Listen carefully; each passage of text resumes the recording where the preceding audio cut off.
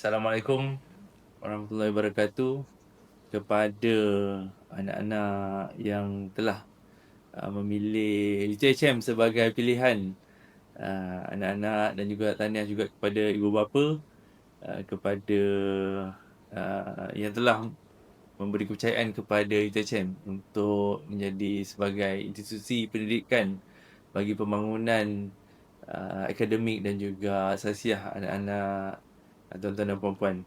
Saya Mas Fauzi, Naib Chancellor UTHM. Bersama saya pada hari ini ialah Prof. Rashid, kita punya Timbalan Naib Chancellor HEPA, Haiwan Pelajar dan Alumni. Dan juga kita ada Prof. Mutalib, selaku Provost di kampus Cawangan Pagoh, yang akan menjadi host kepada anak-anak yang akan mengikuti program diploma kita. Daripada data yang kita dapat sehingga ke hari ini, iaitu 5 Jun ni, kita ada 1169 pelajar baru yang telah memberi setuju terima lah daripada surat tawaran yang kita berikan. Jadi mungkin anak-anak ialah salah seorang daripadanya yang menonton video pada hari ini. Kami juga difahamkanlah mungkin ada sebahagian daripada anak-anak ataupun ibu bapa yang masih lagi berfikir-fikirlah nak masuk UTHM ke tidak, nak masuk UTHM ke ataupun nak pergi ke tempat lain dan sebagainya lah. Mungkin satu tentang kerisauan tentang kita punya program akademik tu sendiri. Kat sini saya nak memberi assurance ataupun keyakinan lah kepada anak-anak dan juga para ibu bapa bahawa kurikulum yang kita bina untuk program diploma kita di UTHM ni ialah industry driven, iaitu berpandukan industri. Kita sentiasa ada kerjasama dengan pihak industri. Daripada semasa ke semasa, kita review program-program kita supaya sentiasa up to date dengan teknologi terkini dan juga dengan keperluan market di industri. Dan pada masa yang sama, kita juga telah mendapat akreditasi MQA. Jadi program kita diploma nanti yang anak-anak dapat ni akan lakulah di mana-mana saja, untuk sama ada untuk mencari pekerjaan ataupun untuk menyambung pengajian.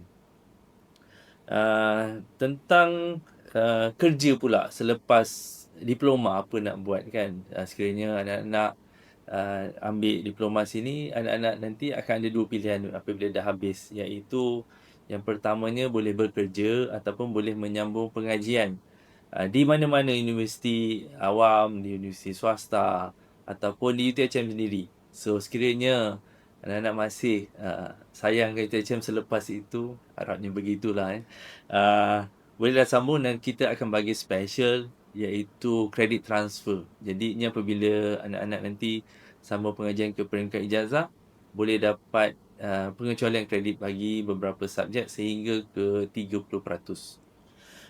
Dan juga bagi yang anak-anak yang merancang untuk bekerja selepas tamat diploma, statistik daripada UTHM menunjukkan bahawa kita punya graduate employability adalah pada kadar 97.5% untuk tahun lepas lah. Dan kita pun tak pernah turun daripada 95%. Memang 96-97 ke atas lah.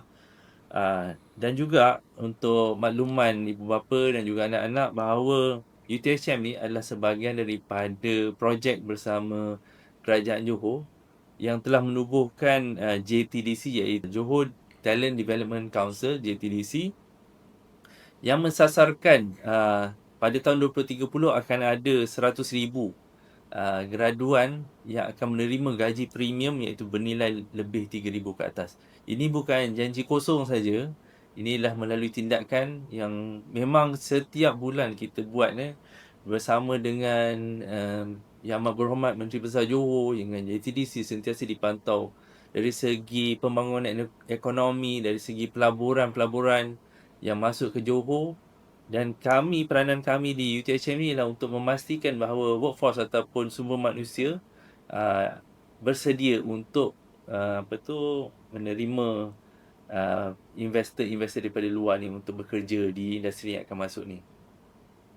Bagi anak-anak ataupun ibu bapa yang risau, yang belum buat keputusan tentang nak masuk UTHM berkaitan dengan masalah kewangan, Jadi bersama saya ni kita ada Prof Rashid lah. Saya akan minta dia terangkan sikit lah tentang apakah kelebihan ataupun apakah persiapan yang UiTM telah buat lah, yang memang kita ada untuk khas untuk anak-anak, tuan-tuan dan puan-puan dan juga untuk tuan-tuan dan puan-puan sendiri.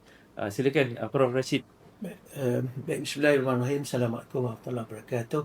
Terima kasih kepada Provisi, sahabat saya Prof. Mutalik selaku Provos berkaitan dengan kemasukan pelajar. Kata-kata apabila Julai kemasukan diploma, September kemasukan perdana pelajar-pelajar degree, isu yang selalu dibangkitkan ialah dari segi yuran, keuangan dan sebagainya, Prof. Jadi untuk UiTM, khususnya bagi anak-anak yang mengalami ataupun menghadapi kekangan keuangan, jangan risau, datang register. Dan pelajar-pelajar pun sekarang ini yang dapat tawaran UiTM terutamanya, mereka boleh mendaftar walaupun belum buat bayaran. Itu jaminan kita. Dan apabila masuk ke UiTM ini, kita ada tadi sebelum masuk, bila masuk ke UiTM ini, bergelar saja mahasiswa UiTM, kita ada pelbagai produk kebajikan yang telah kita establish, kita tawarkan kepada pelajar, bukan tahun ini tetapi sudah agak lama kita tawarkan. Jadi antara yang menarik yang saya nampak, kadang-kadang pelajar-pelajar ini dia memerlukan bantuan keuangan awal pengajian. Yang itu KPT sendiri telah memberi jaminan, dan kita bukan saja di bawah KPT, kita ada Yayasan Perkasa Siswa juga seringkali memberi bantuan kepada pelajar-pelajar, khususnya bantuan awal. Begitu juga di UiTM ini kita ada Yayasan UiTM juga memberi bantuan awal. Saya ambil contoh hari ni, Prof, 5 Jun kan, saya baru saja selesai bersama PTPTN yang mana satu produk sara hidup kepada pelajar yang dinamakan Bantuan Lestari Siswa Madani. Seramai 140 pelajar UiTM diberikan bantuan one off dengan jumlah total 70,000. Itu antaranya. Selain daripada itu, di UiTM sendiri, di Pejabat Haiwan Pelajar khususnya, kita ada tabung kebajikan pelajar. Kita bekerjasama dengan Pusat Zakat, kita bekerjasama dengan Pusat Endowment. Dan saya nak ambil contoh track record kita daripada Januari sehingga Jun, kita telah belanjakan tak kurang daripada 1.4 juta peruntukan kita menerusi pelbagai sumber tadi itu untuk tujuan kebajikan pelajar.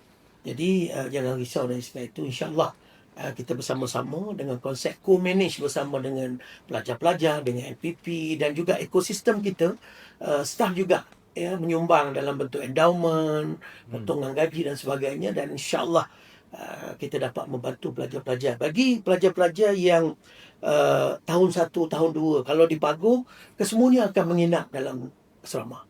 Tidak ada isu.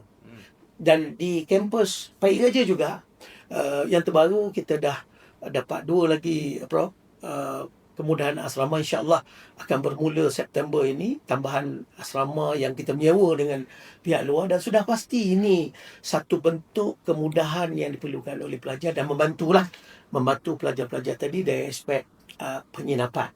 Saya daripada itu yang terkini berkaitan dengan keperluan asas pelajar-pelajar yang masuk, saya fikir bukan saja ke UiTM tetapi semua UA di bawah inisiatif KPT, iaitu Dapur Siswa Madani. Kita dah lancarkan, dan sebelum Dapur Siswa Madani di UiTM kita dah ada Sabir Al-Hikmah yang mana makan percuma khususnya bagi B40. Kalau yang Dapur Siswa Madani ni pula, dia bukan hanya tertumpu kepada B40 tetapi M40 T20 yang memerlukan. Barangkali dia dalam golongan M40 tetapi adik-adik ramai. So mereka juga boleh untuk datang dan juga dapat makanan percuma. Dan untuk sekarang ini kita insyaAllah kita akan sediakan di college dan juga di pusat yang kita kata sentral, iaitu di Pejabat Haiwan Pelajar, dan ke depan ni kita akan ke pusat Islam. Dan kita juga ada produk, contohnya gerobok rezeki. Gerobok rezeki ini kita sediakan, yang mana setiap pelajar-pelajar kadang-kadang dia pergi ke kuliah tak sempat nak makan. So di fakulti-fakulti itu kita sediakan gerobok rezeki. So mereka free untuk ambil, makan, dan dengan sedikit yang kita sediakan itu, kita harapkan mereka boleh meneruskan pengajian mereka dalam suasana yang lebih baiklah. Dan UTHM prihatin, provinsi kita ada salah satu kluster ataupun fokus kita ialah selain pada EduTrain, kita ada UTHM Teknoprono. Kita memang design satu objektif iaitu UTHM prihatin. Apa makna UTHM prihatin ini di bawah yayasan? Kita memberi perhatian cakna kepada pelajar-pelajar kita, dan bukan saja pelajar-pelajar kita tetapi juga masyarakat di luar. Itu nak menggambarkan bahawa berapa prihatinnya kita dalam konteks untuk memastikan kebajikan. Dan satu lagi, itu yang saya kategorikan tadi ialah dari sudut bantuan keuangan, sara hidup, pinjaman, zakat, kita ada endowment, kita ada. Selain daripada itu, kita ada juga, kita sedar bahawa terutamanya golongan B40, untuk mereka membeli laptop itu merupakan satu kos yang agak besar. Sekarang perlu. Sekarang adalah satu keperluan. Barangkali kita tak dapat menyelesaikan semua, tetapi kita ada inisiatif yang mana tahun lepas saja kita belanja 100,000 untuk kita bagi laptop percuma kepada pelajar-pelajar yang benar-benar memerlukan. Dan bukan saja laptop, kita bagi pula certain amount peruntukan untuk maintenance. Mereka ada laptop, mungkin laptop mereka dah tahun kedua, perlu baiki. Di bawah PACP juga kita sediakan peruntukan itu. Dan kita sedar bahawa keperluan agak meningkat. Apa yang kita usahakan di bawah Pejabat Ewa Pelajar, kita berjaya dapat sumbangan daripada pihak industri, yang mana menyumbang 100 buah laptop kepada UTHM untuk kegunaan pelajar-pelajar. Yang itu kita tak bagi secara terus, tetapi kita konsep guna sama. Apa yang kita perkenalkan dipanggil Inspired Lab Pro. Yang mana Inspired Lab ini kita letakkan di kolej-kolej, di library dan juga di Pejabat Haiwan Pelajar, yang mana terbuka kepada pelajar-pelajar untuk gunakan kemudahan tadi. So sikit sebanyak membantu. Dan satu lagi untuk kita kongsikan juga di bawah keprihatinan KBT, inisiatif kerajaan, iaitu menu kasih. Menu kasih ni Menu Rahmah. Dulu kita kenali dengan menu ramah. So sekarang ni menu kasih ni kita dah perkenalkan. Dia kos dia ialah dalam RM3 sehingga RM5. Sangat murah, yang mana syaratnya kena ada karbo, makan nasi imbang, kita ada protein dan kita ada sayur. Dan alhamdulillah di UTHM pengusaha-pengusaha yang terlibat ni dah setuju untuk menyediakan menu kasih tadi.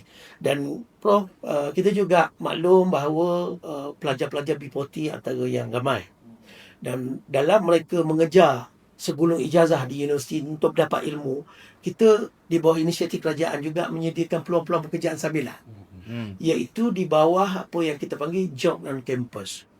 UTHM dah dapat peruntukan awal sejumlah, dan kita perlu laksanakan job on campus dengan sasaran kita 500 pelajar bekerja, khususnya bagi B40, dengan bayaran 1 jam RM6.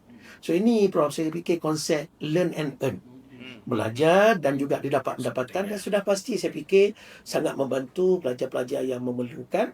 Dengan harapan pelajar-pelajar ini dengan ada je sedikit bantuan-bantuan, ada banyak lagi lah bantuan bila pelajar-pelajar masuk, dan kita pun war-war kepada pelajar-pelajar menerusi portal PACP. Segala bantuan ini boleh kita terus berhubung dengan Puan Suhaila di nombor yang telah kita kongsikan sekiranya mereka memerlukan bantuan lanjut. Dan insyaAllah kami di HEPA meletakkan kebajikan pembangunan pelajar itu sebagai fokus kita, dan sekiranya ada apa-apa kekangan, masalah, kita anggap ini keluarga besar kita, Prof. Kita bersama-sama, dan kita minta pelajar-pelajar bersama kita membangunkan, menyediakan yang terbaik kepada mereka, dan sekiranya ada ruang-ruang penambahbaikan, kita terbuka. Of course kita akan ada ruang-ruang yang mungkin ada cadangan-cadangan untuk ke depan.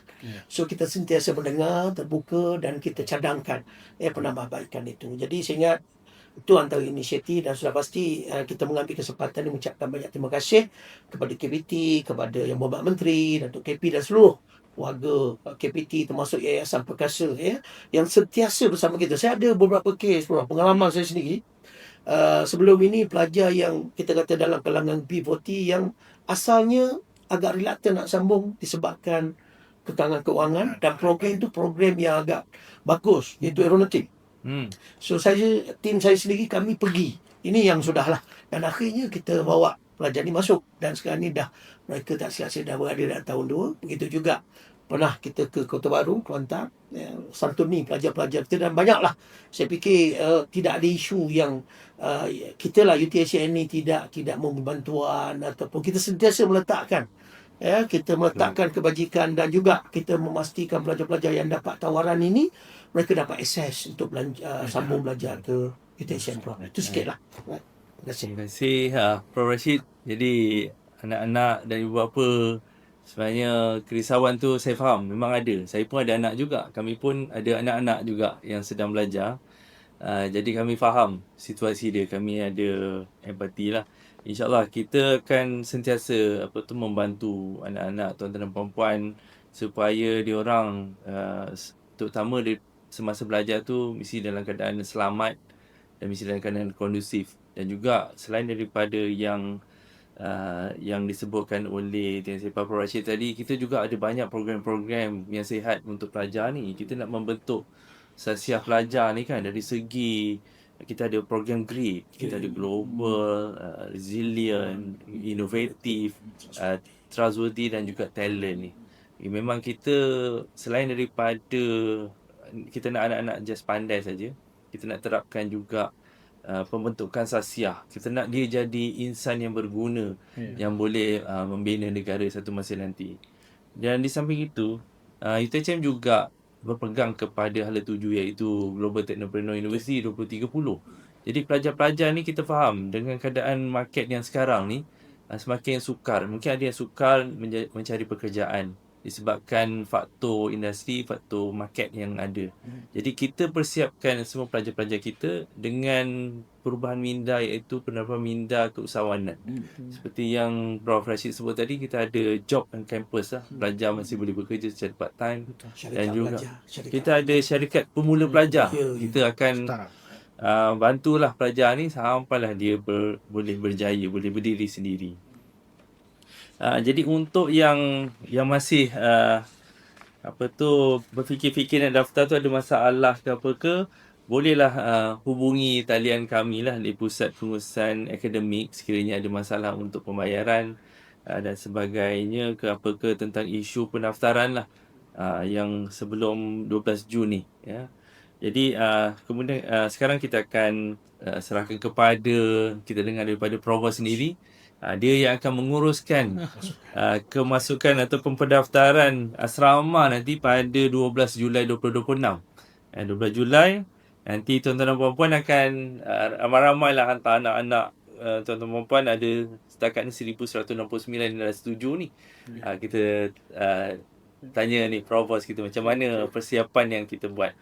Silakan Prof Muttalib. Bismillahirrahmanirrahim. Assalamualaikum warahmatullahi taala wabarakatuh dan salam sejahtera. Terima kasih Yang Bahagia Naib Kansler dan Yang Bahagia Prof Rashid, sahabat saya. Saya Abdul Muttalib Leman, bertindak sebagai menjalankan fungsi Provost di UTHM Pagoh. Pertama sekali saya nak ucapkan selamat datang ke Pagoh. Kami di Pagoh, di UTHM Pagoh, mengalu-alukan kehadiran tuan-tuan sebagai ibu bapa, juga anak-anak yang akan kami didik insya-Allah. Untuk di Pagoh, apa yang kami boleh janjikan? Yang pertama ialah keupayaan kita dari segi kapasiti jumlah pelajar yang menginap di asrama. Untuk pengetahuan, kesemua pelajar yang mendaftar untuk program diploma kali ini 100% akan duduk di asrama. Itu satu perkara yang sering dirisaukan oleh ibu bapa. Jadi di sini jaminan kami di peringkat UTHM ini menyatakan bahawa anak-anak ini akan diberi kolej kediaman berserta dengan bukan saja kolej kediaman, ini bermakna berserta dengan fasiliti yang ada. Kemudahan-kemudahan yang ada. Okey. Jadi kehidupan di Pagoh ini, kalau kita faham perjalanannya sangat dekat, maknanya apabila lepas saja melalui tol Pagoh, lebih kurang 5 minit saja dari tepi Tol Pagoh, pintu pagar Tol Pagoh itu cuma 5 minit perjalanan dan sampailah di Kolej Kediaman UTHM Kampus Pagoh. Dan dalam masa yang sama, kehadiran anak-anak ini nanti kita akan ada apa nama ni fellow dan sebab pengetua fellow dan ada pelajar-pelajar yang bertugas yang akan membantu proses ini.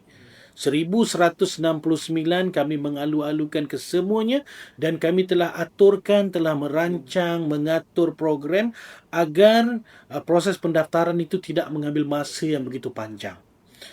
Dan dalam masa yang sama, di Pagoh ini kita mempunyai fasiliti bertaraf, sebahagian itu bertaraf antarabangsa. Sebab kita ada gelanggang futsal, kita ada gelanggang tenis, dalam masa sama kita ada kolam renang. Mungkin ada sebahagian institusi lain yang tidak memiliki fasiliti ini. Tapi di peringkat kita, alhamdulillah, kita memiliki fasiliti. Jadi, pada pandangan saya, program di Pagoh ini kita telah jalankan hampir masuk tahun ke hadapan ialah dah 10 tahun. Kita dah di Pagoh ni dah 10 tahun. Jadi, ibu bapa, anak-anak tak perlu risau. Kemudahan banyak. Kemudahan sedia ada. Jadi berdekatan yang apa semua, kalau nak perlukan apa-apa alatan untuk kegunaan harian apa semua, insya-Allah. Macam mana jarak antara kolej ke kelas dia ni, Prof? Jarak antara kolej ke kelas lebih kurang dalam 400 meter sahaja. 400-450 meter. Dan kita sediakan juga jejantas. Itu pertama kepada sesiapa yang nak berjalan kaki. Dan dalam masa yang sama kita ada 6 buah bas yang akan bawa pelajar dari Kolej Kediaman ke kampus, ke ruang kuliah. Kita ada 6 buah bas yang akan sentiasa bergerak mengikut jadual-jadualnya dan alhamdulillah sebahagian pelajar boleh menggunakan fasiliti ini, manakala untuk pelajar yang dah berada di tahun 2, tahun 3 kita benarkan untuk bawa kenderaan sendiri. Manakala untuk tahun 1 ni kita tak benar, asasnya dari segi keselamatan, kesihatan pelajar ini kita perlu lihat. Jadi tahun pertama ini kita nak melatih dulu supaya faham selok-belok perjalanan yang ada, jalan-jalan yang ada di sekitar kawasan kampus dan sebagainya. Alhamdulillah dengan fasiliti yang ada, dengan program-program, boleh saya katakan setiap minggu ada program, betul kalau Prof tengok sama ada dari segi aktiviti sukan seperti apa yang dicadangkan oleh yang bergerak Chancellor, program aktif dan sebagainya. Malah di setiap fakulti juga diperuntukkan certain jumlah kewangan untuk diadakan aktiviti-aktiviti riadah seperti ini dan sebagainya. Tidak kurang juga aspek kerohanian yang telah dikatakan berdasarkan grid dan sebagainya, usin global tadi tu juga kita pupuk, kita tekankan sebab kita nak bina satu keupayaan pelajar ini, adab dulu baru ilmu. Holistik. Mana dia bangunkan secara holistik. Jadi kita gabungkan program-program seperti ini dan dengan masyarakat setempat juga, kita juga sangat rapat dengan bomba, polis dan sebagainya, Kementerian Kesihatan, klinik kesihatan. Malah mereka memberi masuk ke dalam universiti dan memberi servis-servis yang kepada pelajar kita. So alhamdulillah setakat ini belumlah ada isu-isu yang besar yang melanda pelajar-pelajar yang berada di Kolej Kediaman kita. InsyaAllah dengan adanya APSEM kita, polis bantuan kita dan sebagainya, pihak keselamatan, pihak kolej termasuk juga pengurusan universiti, kami dengan ini bersedia untuk mengambil alih tugas menjaga anak-anak tuan-tuan dan puan-puan ini demi kecemerlangan akademiknya dan demi masa depan yang mereka idam-idamkan. Gapailah cita-cita ini dan sekali lagi saya ucapkan selamat datang ke UTHM Kampus Pagoh. Sekian dulu. Terima kasih Prof Talib. Bersemangat. Semangat. Saya nak terima 1969 tu. Saya semangat. Begitulah anak-anak dan tuan-tuan dan puan-puan, bagi ucapan akhir ni kita ucapkanlah selamat datang insya-Allah ke keluarga besar UTHM. Kita mengalu-alukan kehadiran anak-anak tuan-tuan dan puan-puan untuk bersama-sama kita menjayakan misi dan visi peringkat negara lah, terutama kepada KPT, iaitu untuk menghasilkan graduan yang kompeten yang akan membangunkan negara, insya-Allah. Jadi sekali lagi saya ucapkan terima kasih kepada pihak KPT dan juga kepada pihak pengurusan universiti dan juga kepada ramai juga sebenarnya penyumbang-penyumbang dalam bentuk yayasan dan yang penyumbang kita yang bentuk endowment. Ya. Ada ramai penerima-penerima yang even nama dia tak nak disebutkan. Ya. Yang sentiasa menyumbang kepada kebajikan anak-anak. Jutaan jumlah Dalam bentuk jutaan sumbangan. ringgit Malaysia, konsisten. InsyaAllah ada saja apa rezeki tu Allah sediakan untuk kita semua. Jadi sekali lagi saya ucapkan terima kasih kerana menonton video ini bersama saya Prof Rashid dan Prof Muttalib. Ucapkan terima kasih. Dan sekiranya tuan-tuan dan puan-puan ataupun anak-anak ada lagi sebarang kemusykilan ataupun ada soalan ke yang perlu penerangan, penjelasan yang kurang jelas, bolehlah hubungi kami terus di talian yang kita sediakan ataupun dalam saluran yang kita sediakan. Jadi sekian itu saja. Wabillahi taufiq wal hidayah. Wassalamualaikum warahmatullahi wabarakatuh. Waalaikumsalam.